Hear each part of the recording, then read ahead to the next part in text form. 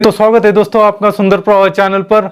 आपने बिल्कुल सही सुना, बिल्कुल सही देखा। हम जीडीपी की जो आजकल चर्चा कर रहे हैं, जो चर्चा हो रही है, हम अखबारों में देख रहे हैं, टीवी चैनल पर देख रहे हैं कि ये जीडीपी स्लो डाउन हो चली है, गिरावट आई है। तो आखिरकार ये जीडीपी है क्या, और ये जीडीपी के साथ हमारा क्या रिलेशन है, और हमारे देश पर उसका क्या इम्पैक्ट पड़ता है, तो मैं आपको बताने वाला हूँ। जो जीडीपी है वो हर देश की नींव होती है। उस देश की जो इकोनॉमिकल कंडीशन है उसे जीडीपी के तौर पर ही आंका जाता है। और जीडीपी जो है उसको समझने में बहुत ही आसानी है, जो कि मैं आज आपको बताने वाला हूं कि इसके बाद आप जीडीपी जैसे ही कही जाएगी, कोई भी बोलेगा तो आप समझ जाओगे। जीडीपी को सकल घरेलू उत्पाद कहते हैं, जो कि हमारे देश में जितना भी प्राइमरी सेक्टर है, सेकेंडरी सेक्टर है और थर्ड सेक्टर है, जो कि सर्विस सेक्टर आता है। फर्स्ट सेक्टर में जो है एग्रीकल्चर आता है, और सेकंड में जो है इंडस्ट्रियल प्रोडक्शन आता है। तीनों को मिला के जो भी हमारी प्रोडक्शन कॉस्ट होती है, जो भी हमारा मूल्य आता है एक साल में, तो उसी को हम जीडीपी कहते हैं, जो कि हमारी जीडीपी लगभग अब $2 ट्रिलियन है। तो आप समझ सकते हैं हमारे देश की जो इकोनॉमी है वो बहुत बड़ी है, बहुत ज़्यादा ग्रो कर रही है, और हम उसी को आज समझने वाले हैं। तो जीडीपी का एक सीधा फॉर्मूला है जो कि मैं अब आपको बताने वाला हूँ। Formula GDP is equal to C + I + G + X - M।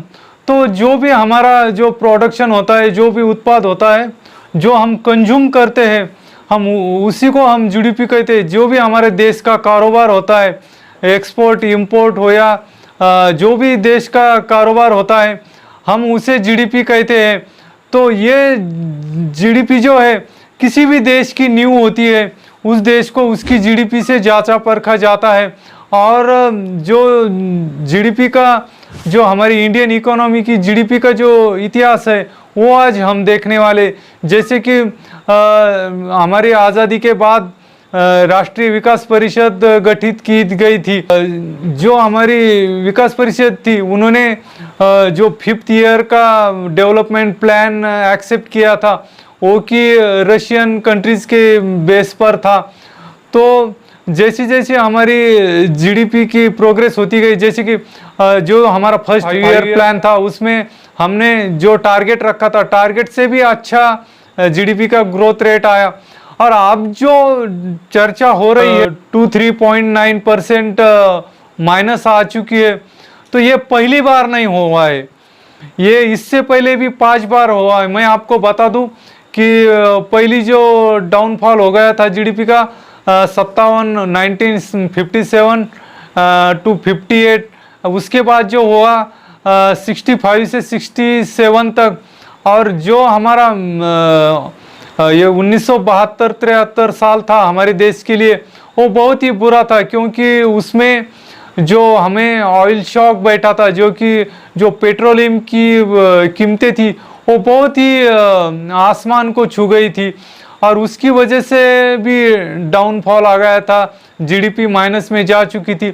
लेकिन उसमें क्या अंतर है, क्योंकि तब भी हमारी जीडीपी में डाउनफॉल आ गया था, अब भी वो डाउनफॉल आ गया, क्योंकि जो रेटिंग एजेंसियां है, जो कि इकोनॉमिकल सर्वे करती है और रेटिंग देती है हर एक कंट्री को, तो उनका ये कहना है कि आपका जो जीडीपी माइनस आ चुकी है वो इतिहास में सबसे ज़्यादा डाउन हो चुकी है, क्योंकि हमारा बहुत लॉस हो चुका है। क्योंकि पहली जो जीडीपी माइनस आ चुकी थी, तब तो सब चालू था, स्कूल चालू था, बसें चालू थी, इंडस्ट्रियल ग्रोथ चालू था, सब कुछ चालू था। लेकिन अब कोरोना की वजह से घर से कोई निकलना नहीं चाह रहा है, ना ही गवर्नमेंट ने निकलने दिया। 3 महीने लॉकडाउन था, वो बहुत स्ट्रिक्ट था। तो उसकी वजह से हुआ ये कि इंडस्ट्री बंद हो गई, बहुत सारे कारोबार बंद हो गए। इसकी वजह से जो ग्रोथ है हमारी वो रुक गई थी। और ये 2019 से ही इंडिकेशन चालू हो गया था, क्योंकि तब इंडस्ट्रियल ग्रोथ रेट है वो ½ थी, माइनस जाना शुरू हो गया था। अब बात ये है यहाँ पर कि उससे उभरे कैसे। तो गवर्नमेंट को रोजगार देना होगा, इंडस्ट्री जो छोटी छोटी इंडस्ट्री होगा, मतलब जो बूस्ट पैकेज है वो उनको देना होगा, उनको हेल्प करनी होगी, तभी से वो जो कारोबार फिर से चालू होने लगेगा और हमारा देश फिर से एक तरक्की की ओर जाने लगे हैं। वो आदत है हमारे हिंदुस्तानी लोगों की कि किसी भी संकट से गुजर जाना और उस पर जीत हासिल करना।